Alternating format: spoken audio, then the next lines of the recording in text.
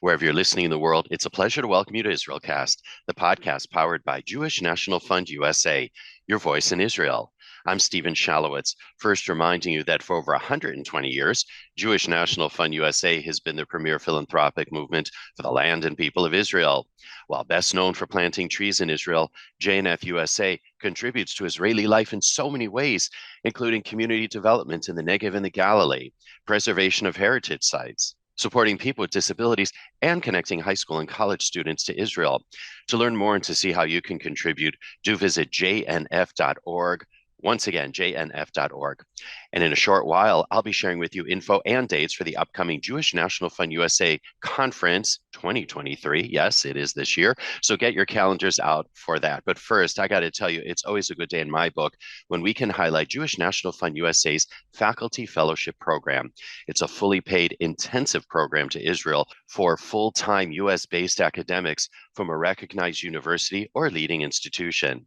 They travel throughout Israel and meet Israeli professors from their respective disciplines, all with the goal of developing collaborations, research projects, co-authoring articles, establishing exchange programs between faculty and students, and of course, coming away with a better understanding of Israel beyond the headlines. And on this episode, we are so pleased to welcome Professor Jody Holland, an assistant professor in the Department of Public Policy Leadership at the University of Mississippi, who went on a faculty fellowship program himself. Now, Professor Holland, who goes by Jody, received his PhD from Mississippi State University in Public Policy and Administration. His policy research focuses on food policy, economic development, and technology policy. And his administrative research focuses on leadership development, process implementation, and nonprofit organizations. He's also the author of the book, Leadership Literacy, a guide to transform F-bombs into outcomes. And you, of course, can pick up a copy of the book wherever you like to buy your books. And joining us now on the line via Zoom from the University of Mississippi in Oxford to share his faculty fellowship experience and subsequent trip to Israel is Professor Jody Holland. Jody, welcome to IsraelCast. Thank you very much for having me. I appreciate it, Stephen. Oh, listen, we appreciate your time so much. I know you're a busy guy. I really want to dive into it right now and really just ask how it is that you wanted to go to Israel in the first place, and how did you end up on the faculty fellowship program? Yeah, great question. I many years ago, I had a student who came to me in class, probably about 10 years ago, 8 years ago, and she was from Mississippi, and she said that she needed some time off from class, so I would excuse her to do a birthright trip. And I'm not Jewish, didn't have a lot of Jewish culture here in Mississippi. And I was like, what is birthright? So I talked to her about that, and of course, let her go, take some time off from my class, a couple of days to go do that for the trip. And I understood what this birthright concept was for individuals and for Jewish individuals and wanting to go back to the homeland. And so then I saw this application for the JNF faculty fellow trip come through, and I didn't think much about it, but I thought, oh, that's a Jewish birthright trip. And then I read a little bit more about it, and I was like, wait, this isn't for just Jewish faculty. This is for anyone. And I said, it's not birthright. And then I started doing some more investigation, and I found out that one of our faculty members at the University of Mississippi had gone on the trip previously. So I emailed the individual, and I said, David, what about this trip? And he said, I'm in Canada, but I'm just telling you, if you get a chance to go and don't ask questions. And so I applied for it and went through the process. And growing up Christian in Mississippi, you hear, you study Sunday school about Israel, but it's such a foreign land. And, over the last decade, well, multiple decades, the Middle East has become such a prominent component of our world as the world's become flatter and more connectivity in the last 30 years. So I just wanted to explore the culture in Israel because I thought it was just a phenomenal aspect of our life that is so important for me personally and professionally, and being in the policy world. And I haven't done a lot of international policy work in that area. I've worked in 12 countries, but not in that area. And so when I saw the application, I applied for it. Fantastic. Any preconceived ideas you had before you went in? And when you told your family, your friends that you were going, what were their thoughts? Yeah, they thought I was crazy. And it's so interesting to hear that now. The word, I remember talking to some individuals here in Mississippi. There are some friends that are Jewish, and they said I would never go over there. They'd never been over there, and I was like, Oh, that's so interesting. And they said it's the security issues there, and again, it's this idea of the lack of knowledge. I put together, and I hear this many times. Israel's a nation most people know but don't really understand. And that's just, the theme I realize now that I've gone over there twice in the last 12 months. But yeah, they, why are you going over there? It's conflict. There's thousands of years of issues, and people are shooting rockets at each other, and you're going to, it's dangerous. And it's so wrong, regarding Israel and the culture. Yeah. I mean, there are issues of terrorism, but it's different forms, and especially when it comes to forms of terrorism here in America. And that's something we can talk about if we want to dive into it. But there's so many misconceived notions about Israel. right. And I want to talk then about when you came back, how you dispelled some of those myths. So remind us, you went in, if I'm not mistaken, it was 2022, right? 2022. With this time last year, we were there, and this is when my faculty trip was going on, late May, early June. Right. So talk to us about you land there. I'm just curious, your first sort of sensation, your first thoughts once you made it there. I mean, you're a kid from Mississippi, actually. Yeah. Toto, we're not in Kansas anymore. We were not in Kansas. I walked out of when I was in Tel Aviv and walked out of the airport, Ben Gurion Airport, and I was like, "Whoa, it was hazy." And I remember thinking, this is a little bit different area than I've been in before. But we got on the bus. We landed right as the sun was setting when we arrived there, and we went to a small little marina right outside the airport. I mean, we probably drove 20 or 30 minutes and had the most beautiful dinner. Sailboats everywhere. I can't even tell you where we were, to tell you the truth, but it was this most beautiful, enchanted dinner that JNF had set up for us, and we're all exhausted because we just flown from America. And I thought, wait a minute, what is going on here? This is so different than I thought anything would be about Israel. And within really 1 hour of being there, I realized, okay, the information I think I know from people compared to the information I'm about to learn is totally wrong. And I'm just going to go in this with the eyes wide open and learn. And I've never studied the culture there. I've never really engaged in my academic exploration or scholarship in the Middle East. I mean, I know some of it, but not a deep dive into it. And this was just great exposure for me. And so, Jody, talk to us about where you went in Israel and just some of the key highlights for you during your trip. Yeah, so during the JNF faculty fellowship trip, man, it's just a whirlwind. I mean, it is 12 days of on a bus, which, by the way, the bus and the connectivity you make with people on these trips, that's the key to the whole trip. And by the way, you're still in touch with your fellow faculty fellows, aren't you? Today we're still on a group meet, and I've been so busy this morning. They've been texting all types of stuff, and I was about to text them and say, hey, I'm going on IsraelCast, which I'll say that when we get off of here. But yes, we communicate so much, and we were dying to have a reunion. We travel across the country, and we meet up with each other, and we continue to just have a connective group. We call ourselves, the Fab Fellowship. So it's great. But we went north up to and saw the Golden Heights, and we were exposed to the Druze community, and then we headed from the north. We headed back east, and we went to the Galilee Hospital up there. Oh, the Galilee Medical Center. Yeah, Galilee Medical Center, and then went to Haifa. And help me with some of the names. I always pronounce them wrong, but Haifa. Haifa, yeah, you got it right. Beautiful city. That city just blew me away. Yeah, I really love Haifa. Absolutely blew me away. I met with some of the faculty there, and just an amazing place.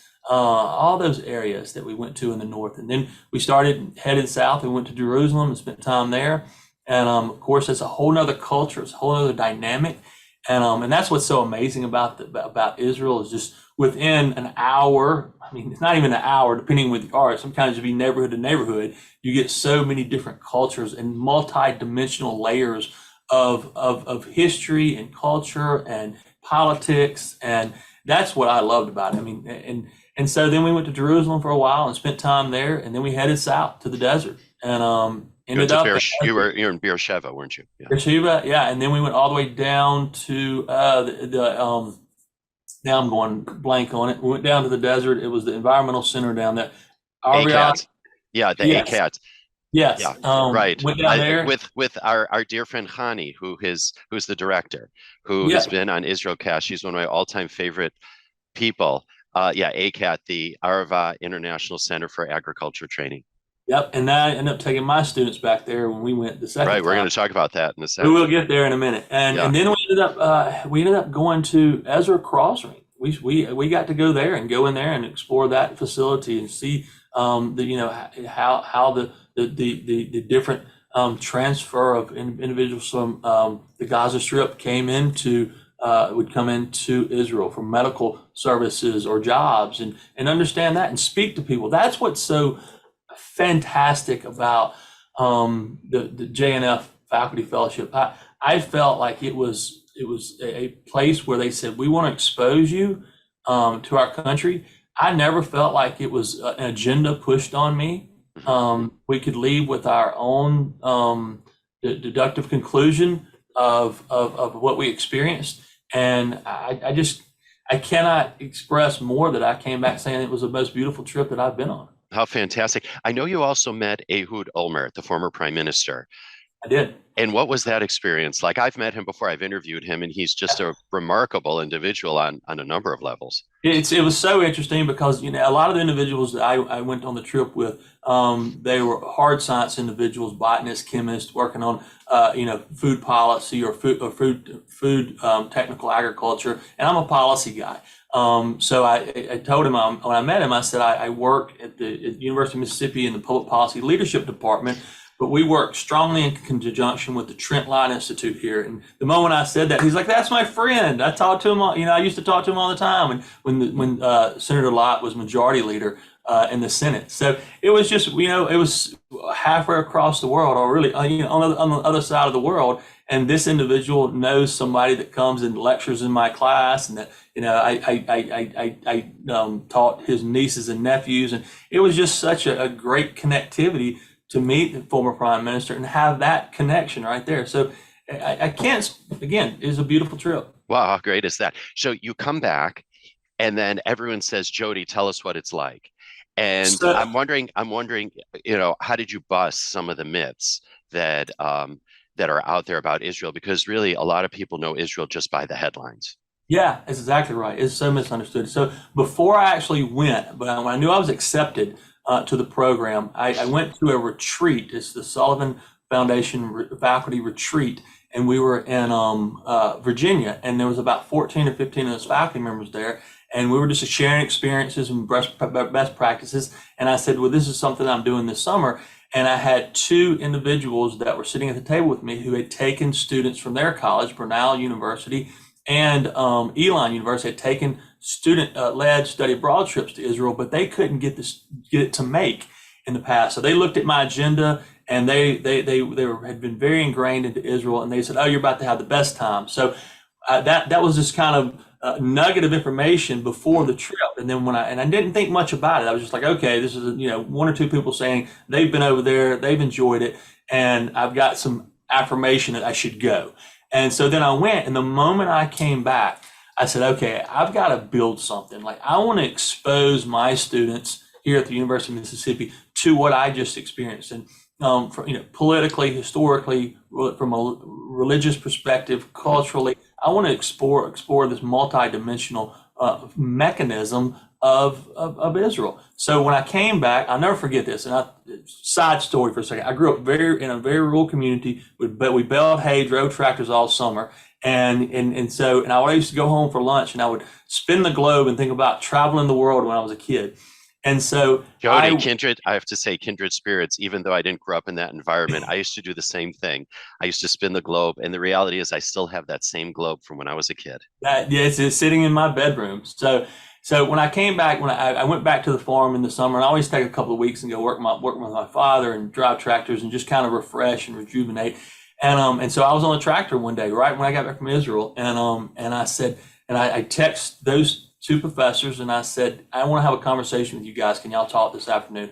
And I was literally raking hay in a hayfield in July, hot Mississippi summer. I remember opening the doors and saying, hey guys, let's build a trip to Israel. I don't know how we're going to do it, but would y'all, if I could help build this trip with students, would y'all follow me? And they said, thumbs up, let's do it. And I remember starting back on the tractor thinking, it was just 30 years ago I'd sit here and dream about this stuff, and now I'm actually doing this stuff. So it was really surreal for me to be able to do that. Yeah, I want to talk about the trip that you took the students on in just a sec. And I also want to share with our listeners about our upcoming conference.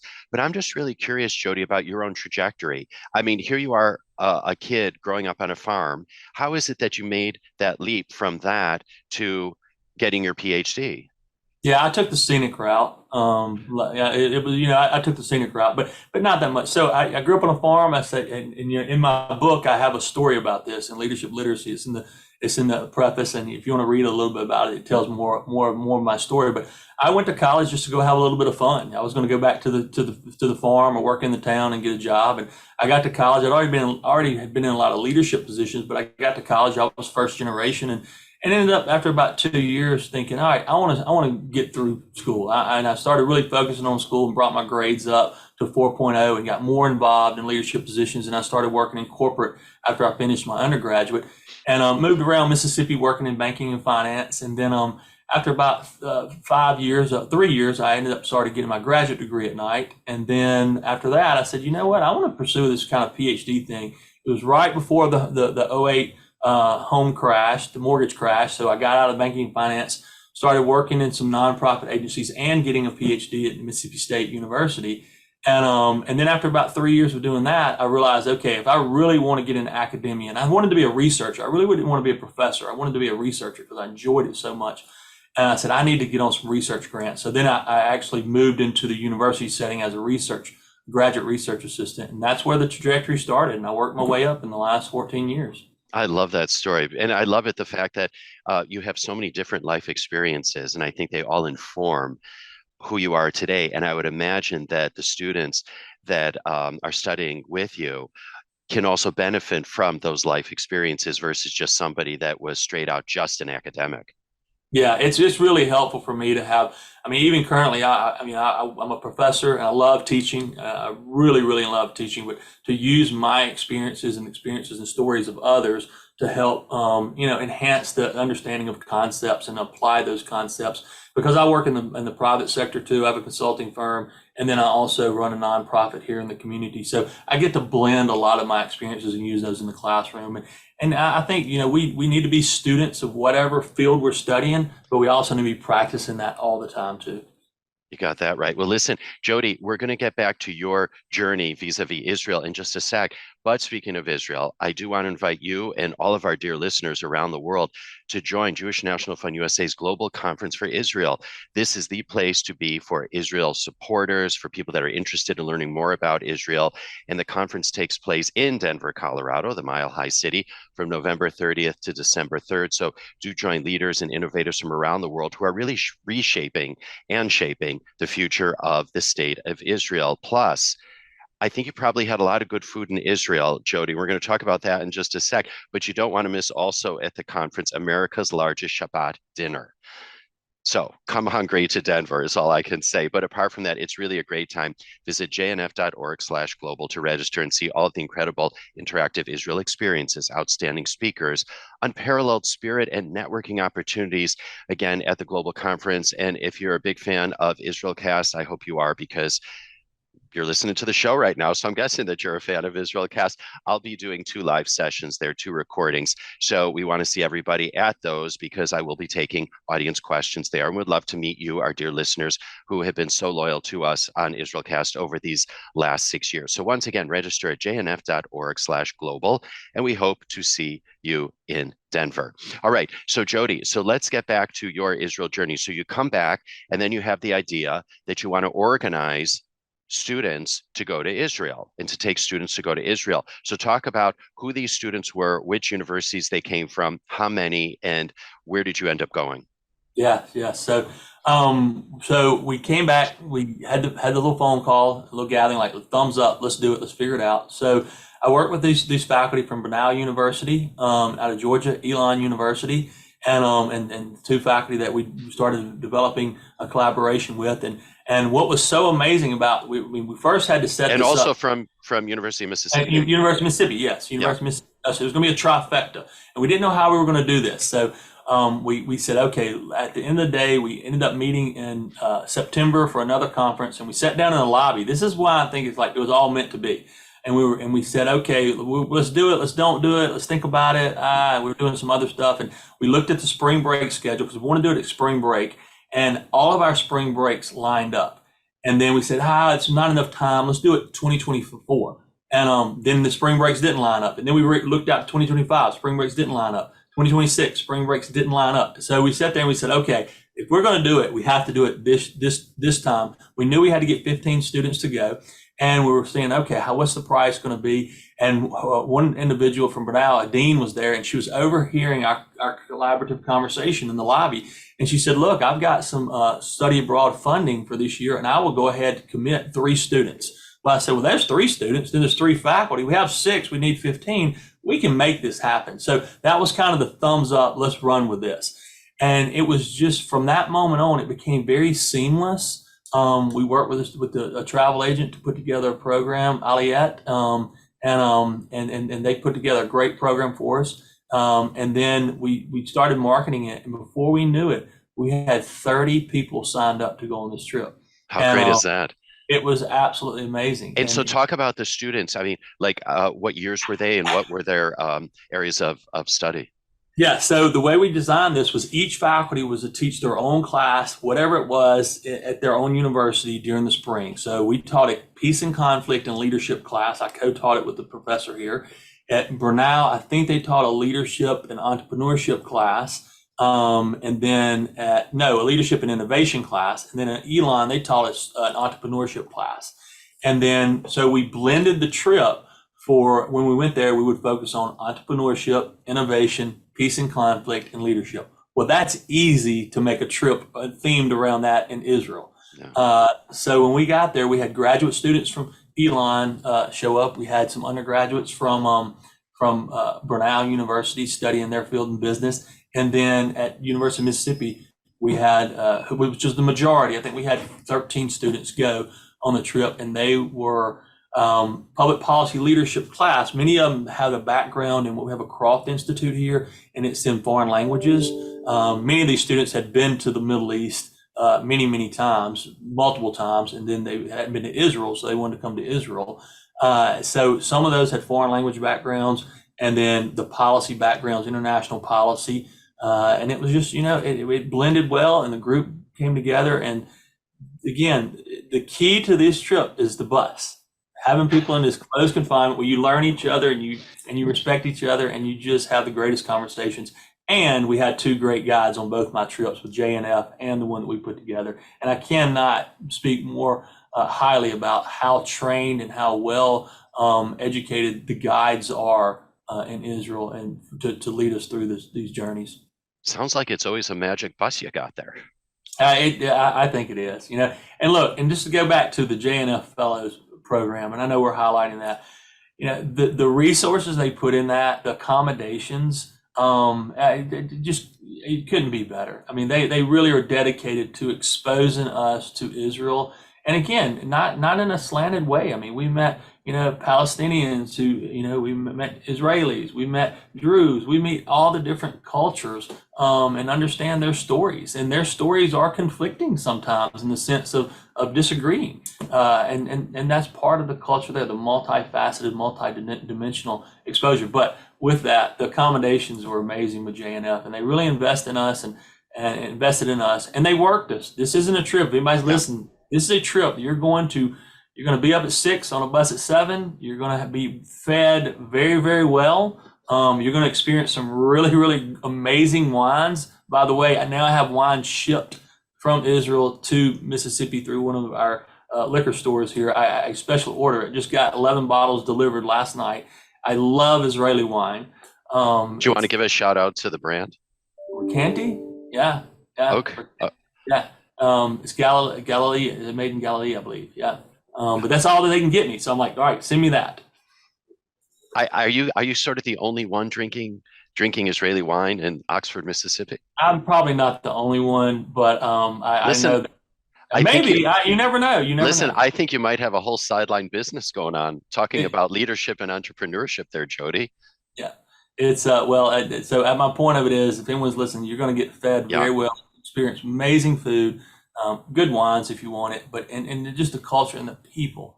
I mean, going to Shabbat dinners. I mean, I had to experience a kind of a group one with the JNF, which was amazing. It was a very formal Shabbat dinner, and then when we went with the students in spring break, we got to go into homes with people and just meet people. It's a welcoming place. Yeah, I just want to ask you about the students and that experience because I guess none of the students had been to Israel. You said some had been to the Middle East.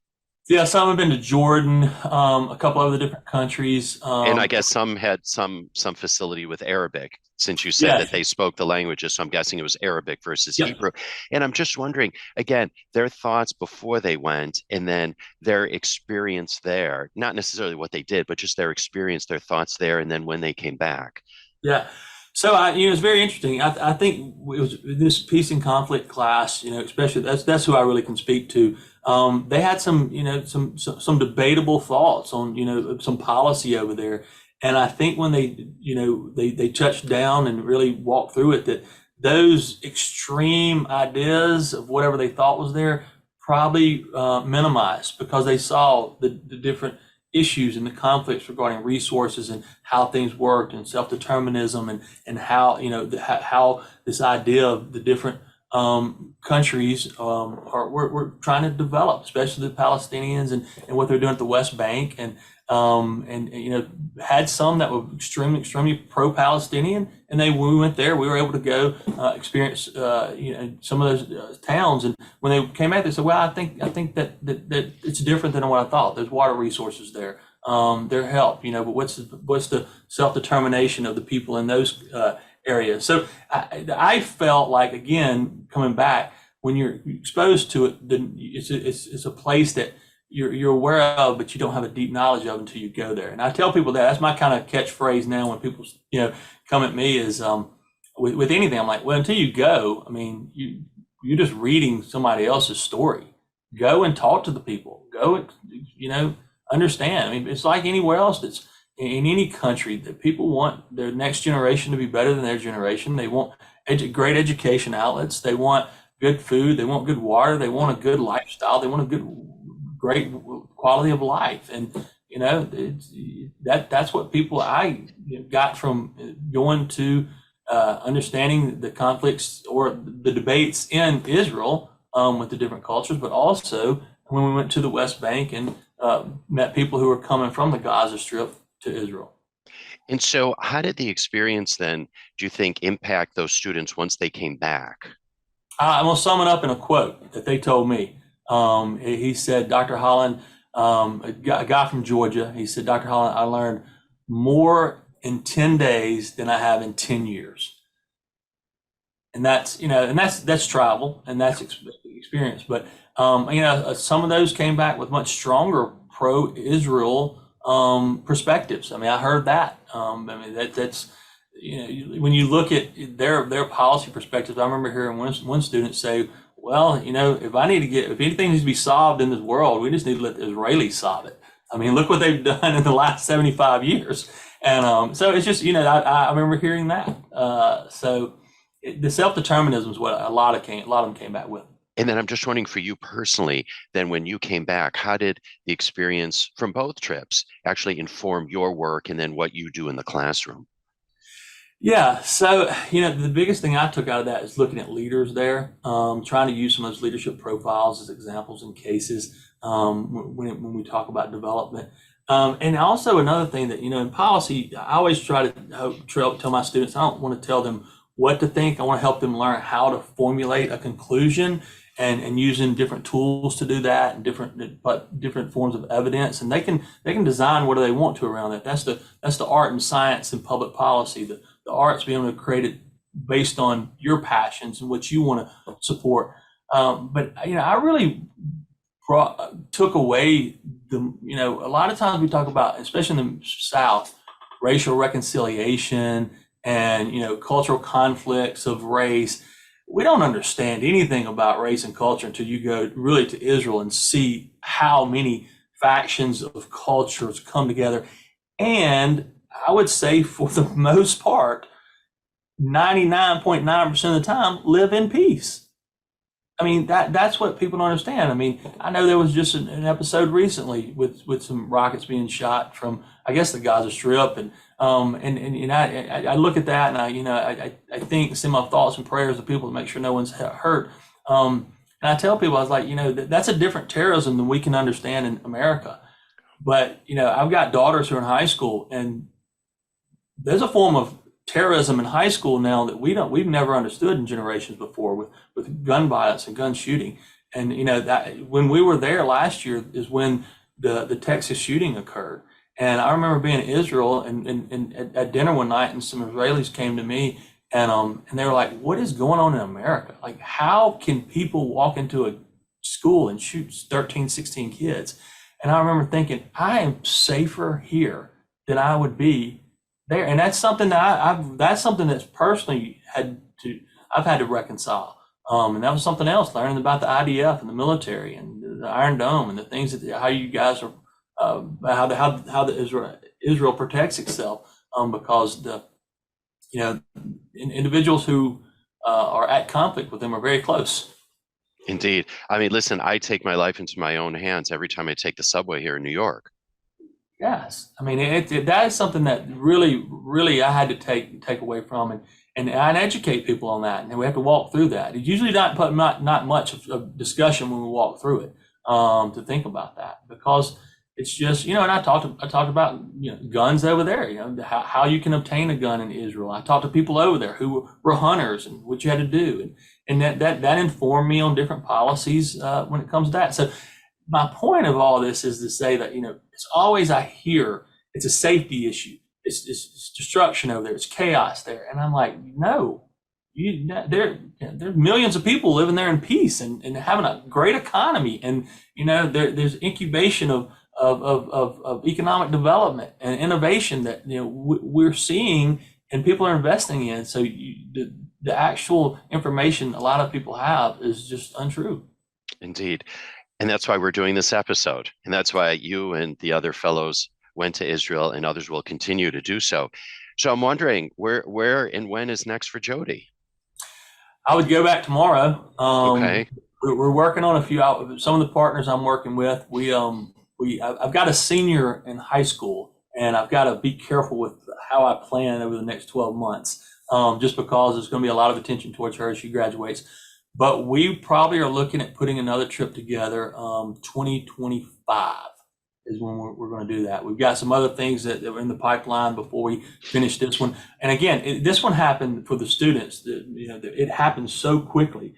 And it's called Innovation, Leadership, Cultural Development, and Issues of Peace Building Trip in Israel. It happened so quickly and so seamlessly. We were like, oh, well, let's jump in there and do it. And so it'll take a little more time to put one back in the pipeline. But I couldn't have done that trip either. I just want to throw this out there, because a piece of my funding for that trip came from the Joe Haas Travel Extension Grant, because we focused on innovation, and a lot of it was environmental concentration and leadership profiles and environmentalists in Israel. And I couldn't have gone if it wouldn't have been for that travel grant, which again is an extension grant from JNF.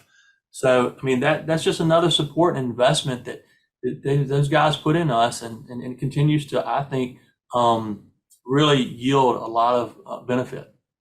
And to take a step back, we invoked ACAT, the Arva International Center for Agricultural Training, and Khani Arnan, who is the director. And I'm just wondering, when you went down there with the students, did that place just blow their mind? Yeah, I mean, I know I'm leading the witness here, Jody, but I mean, well, the place blows everybody's mind. It does for them to view the bus ride down there, and then to pull in there and see what was going on there and the information they were doing, and they had students. They had some Palestinian students there at that time, and we got to have a panel with them and get that was where they really got a great understanding of the cultural dynamics of what you talk about, this Palestinian Israeli conflict, and we'd say, well, why did you choose to do this? Well, he wanted to come there and learn. He wanted to learn how how to do different techniques in agriculture and take it back to his homeland and actually produce. I mean, that's what people want in all aspects of any area that I've ever traveled in this world. They want education, they want knowledge, they want to learn, they want to enhance their lifestyle. Right. Now, on a lighter note, and then I want to talk about your book actually, but on a lighter note, actually, we also reference food. Do you have a particular food experience that stands out for you from Shawarma. either trip? Shawarma. So you're a shawarma guy. Yeah, just give me that. Yeah. Okay. Just give me that. Falafel too, but yeah, give me a shawarma and let's eat and yes, that and wine is what I needed. It was just fantastic. Okay. Well, you'll have to start importing shawarma then, in addition to wine. And breakfast in any hotel you get, you're going to have a good breakfast. Like that's something Americans don't understand. Anywhere over there, you get a good breakfast over there. Yeah, you got to bring your Tupperware. Yeah, it's fresh. And fill it up for the rest of the day. So I want to talk about your book.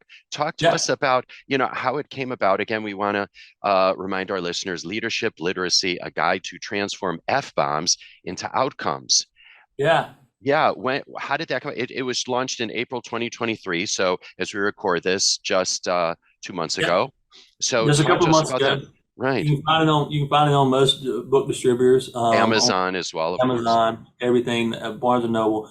Thanks for a shout out on this. So a few years ago, I had, I teach in a leadership department, public policy leadership. A few years ago, some of the other institutes asked me to speak to some high school students who were transitioning to college and tell them the experience that I saw for some of the college students who were coming regarding leadership. And what I kept seeing was there was a gap and a deficiency in these students. They were doing a lot of leadership stuff in high school, but they were really never trained. They were just doing, and they're being told what to do, but they didn't have leadership literacy, leadership concept skills. And so I saw this gap. And then as I started putting this together, I had a student knock on the door, and he was in a very prominent leadership position here on campus. And he knocked on my door, and he just came in manic, just all over the place about, what was going on. He had all this pressure and high pressure stuff and in his leadership position. I said, slow down, let's calm down. After about 10 minutes, I said, how are you so successful up until this point, and now you think you're failing at this position and others? And he said, I was never really trained. I was just doing and flying by the seat of my pants. So I worked with him for over the next couple of months, really going through leadership concepts, and he became a student of leadership, and instead of just a practitioner. And I watched this guy really start becoming successful at what he was trying to do and the visions that he was trying to implement. And the more I looked at that, I said, there's a great guide that we can put together for this. And, he came in F-bombing all day long in my office. And now, he turned all of those into outcomes. So that's kind of the concept and the origin of the book. And I put together what they call the Inspired Leadership Framework. And each letter is an acronym and a module that you go through for leadership development. And I have workshops on this now. And just put 300 people through it this week, and we have workshops. It's very interactive. It's not lecture based. It's fun. We engage, very engaging. And I put this book together on a guide and a pathway for individuals can enhance their leadership development and strengthen their leadership habits and produce positive outcomes. Whether it's in a school, an organization, in your community. I give a guide, a bonus chapter on how to really enhance change in your community in those different environments. So that's where it came from. It was a great project to work on. It's really unfolded, and I'm getting a lot of feedback in it the last 2 months, and getting engaged with a lot of people to do these workshops around how to enhance leadership literacy. I always tell people, would you let a doctor do surgery on you without going to school? But how many times we put people in leadership positions without training them? So leadership is about doing. I don't know if we're going to argue that. Leadership is about, but you need to be a student of leadership as much as a practitioner of leadership. And that's where people can really succeed. Yeah, because I do another podcast, as I mentioned, called The One Way Ticket Show. And I've had many very prominent people as well as many people in leadership positions. And oftentimes I ask them, is entrepreneurship something that can be taught? Or is it something that is just inherent in the person? And I'm wondering, from a leadership perspective, to what extent can leadership really be taught? Or is there something innately in somebody that just makes them a leader or not? Or is it really a combination thereof, Jody? I think people innately have a vision. And then we have to support, enable, and give tools to give them the skills to make that vision a reality. And that's leadership. I mean, leadership is the ability to, that we're not just the ability, but influencing others towards a common vision. Now, how do we do that?